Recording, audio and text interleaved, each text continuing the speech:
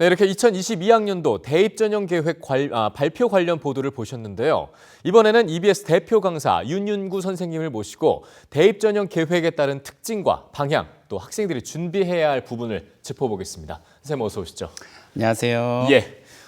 지금 말씀드린 대로 이제 2022학년도 대입 전형이 발표가 됐는데 네. 일단은 이 전과 한번 비교를 해볼까요? 어떤 점들이 달라지고 어떤 특징이 있는지 좀 전해주시죠. 네.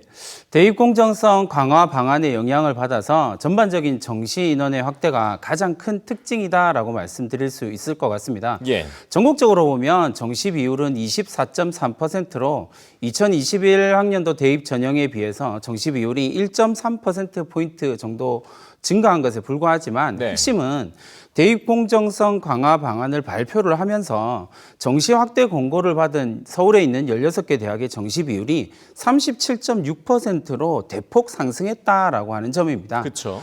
16개 대학 중에서 9개의 대학이 정시 비율을 40% 이상으로 설정을 했다라는 점을 좀 주목해서 봐야 될 것 같고요. 예.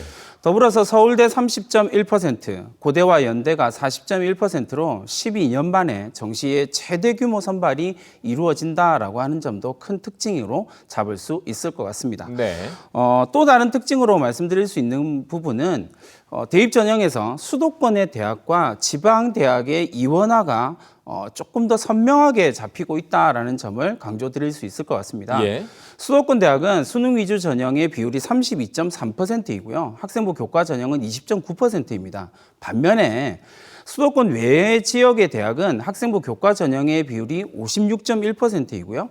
정시 수능의 위주 비중이 15.7%라는 점을 주목해야 됩니다. 그러니까 어떤 전형을 준비하느냐, 어떤 대학을 목표로 하느냐에 따라서 준비해야 되는 방향이 완전히 달라진다라는 점을 꼭 기억을 해야 된다라는 거죠. 그렇습니다. 수도권과 지방에 확연한 차이가 네. 있으니까요. 세 분 전형별로 좀 정리를 해보면 말이죠. 학종 인원이 결국 줄고 네. 정시 비중이 늘었다 이렇게 네. 얘기를 해주시고 계시는데 그러면 이 정시 확대의 의미를 우리는 좀 어떻게 생각을 해봐야 될까요? 이제 앞서 언급해드린 16개 대학의 경우에는요, 학종 선발 인원이 45.6%에서 35.8%로 대략 10%포인트 정도 줄어들었습니다. 네. 줄어든 인원은 정시와 학생부 교과 전형으로 채워지게 된 거죠. 예. 그러니까 정시 인원의 확대가 대체로 수도권 대학에 집중되어 있다라는 점을 감안을 하면 전반적인 입시 전략의 수정이 좀 불가피해 보입니다. 네. 그러니까 정시의 확대, 특히 정시 비율 40% 이상을 목표로 하는 정책이 대학 입시를 학생부 교과 전형, 정시, 학생부 종합 전형이라고 하는 세 가지의 큰 틀로 축소했다라는 점에서는 좀 의미가 크지만 논술과 특기자 전형과 같은 다른 전형의 부담이 현저히 줄어드는 상황에서 정시에 대한 부담이 상대적으로 월등하게 커졌다라고 하는 측면을 생각해 본다면 네. 교육 수요자인 학생의 입장에서는 조금 혼란스러운 상황이 될 것이다라고 예측할 수 있을 거고요. 예. 특히나 지방에 있는 학생들의 불리함이 좀 더 부각되는 현상이 나타날 것이다라고 이야기할 수 있을 것 같습니다. 자, 그러면 전반적으로 봤을 때 학습 방향에 대한 영향도 좀 바뀔 거라고 얘기를 해주셨잖아요. 그렇죠. 어떻게 바뀔까요? 결국 정시 확대라고 하는 핵심은 수도권, 그중에서도 서울에 있는 16개 대학에 거의 집중되어 있는 상황이거든요. 예. 문제는 이들 대학이 대체로 학생들이 선호가 좀 높게 나타나는 대학들이라는 사실입니다. 그 정시 비율이 37.6%로 나타나 있지만 수시 2월 인원을 좀 감안을 하면 대체로 정시는 40%에서 41% 수준으로 결정이 될 거거든요. 네. 그럼 이 대학들을 목표로 준비하고 있던 고등학교 2학년 학생들의 경우에는 수능 중심으로 준비하려고 하는 생각을 좀 강하게 가질 수밖에 없게 되는 거죠.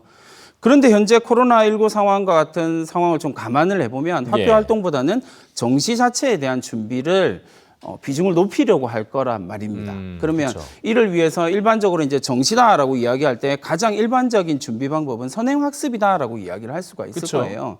그러니까 2학년이 끝나기 전에 수능 진도 전체를 마무리하려고 하는 상위권 학생들이 크게 증가하게 될 것이다라고 예측을 할 수가 있고요. 예. 실제로 학교 현장에서 이런 학생들을 좀 많이 보고 있는 편이기도 이미요? 합니다. 네네. 네. 서울의 주요 대학을 준비하고 있는 학생들이 내신에다가 조금 더 의미를 뒀던 이유는 학생부 교과 전형보다는 학생부 종합 전형을 준비하기 위함이었는데 이런 정시의 확대로 인해서 내신에 대한 부담과 고민을 벗어버리는 학생들이 더 증가하지 않을까라고 걱정을 하고 있습니다. 그러면 뭐 사실 정시가 확대되면서 우리가 우려해왔던 부분 아니겠습니까? 네. 선행학습 더 성행할 수밖에 없을 것 같은데 우려되는 부분이 어떤 게 있을까요? 상위권 대학을 지향하는 사회적 분위기하고 좀 맞물리면서요. 재수생의 증가가 어느 정도 계속될 것이다라고 예측을 해볼 수 있습니다. 네. 이미 수능에서 재수생들의 비율이 천천히 늘어나고 있다라는 점을 감안한다면 정시 확대와 맞물리면서 그 비율이 대폭 늘어날 수도 있다라는 점을 조금 고민을 해봐야 될 것 같고요. 예.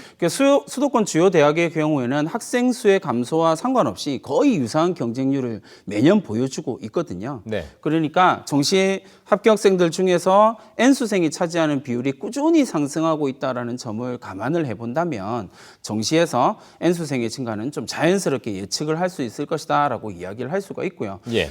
더불어서 이제 한 가지 더 말씀드린다면 정시 확대가 공교육의 토대를 좀 흔들 수도 있을 것이다라고 우려되는 부분들은 또 있습니다. 선행학습과 반복학습이 수능의 성적을 이렇게 향상시킬 것이다라고 하는 것은 재수생들의 강세를 보면 어느 정도 예측을 할 수가 있거든요. 시행착오 되는 네, 거죠. 그렇죠. 예.